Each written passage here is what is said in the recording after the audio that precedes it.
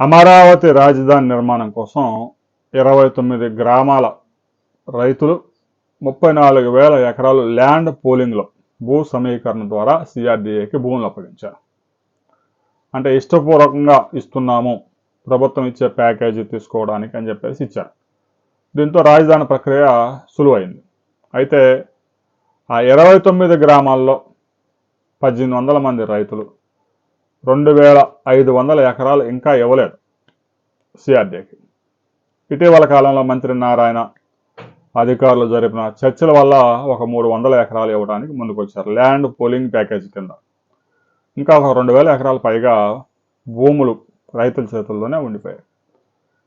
అయితే అవన్నీ ట్రంక్ రోడ్లకి, వెంచర్లలో రైతులకు ఇవ్వడానికి ఇబ్బందులు క్రియేట్ చేసే విధంగా ఆ యొక్క స్ట్రక్చర్స్ ఉండిపోయాయి భూములు.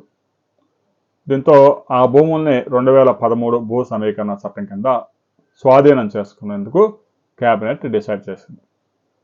ఇక 2013 భూ సమీకరణ చట్టం కనుక ప్రయోగిస్తే సహజంగా రిజిస్ట్రేషన్ వాల్యూస్ ఎంత ఉన్నాయో దాని మీద 2 times 200%.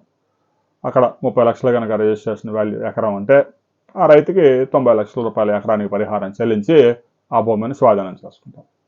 రైతులు అభ్యంతరం పెట్టుకుని పరిహారం మాకు చాలడం లేదని హైకోర్టుకో సుప్రీంకోర్టుకో వెళ్ళడానికి కూడా అవకాశం లేదు. ఎందుకంటే 2013 భూ సమీకరణ చట్టాన్ని పార్లమెంట్ చేసింది కాబట్టి ఇక కోర్టుకు వెళ్తే వెళ్ళొచ్చు, కానీ కేసు నిలబడే అవకాశాలు లేవు. రైతు సోదరులు ఎప్పటికైనా ప్రభుత్వం ఒక చివరి అవకాశం ఇచ్చింది. ల్యాండ్ పూలింగ్ కింద భూమి అప్పచెప్తే రైతులకి దాదాపుగా 5 కోట్ల నుంచి 6 కోట్ల విలువైన భూమి మరలా రిటర్న్ వస్తుంది.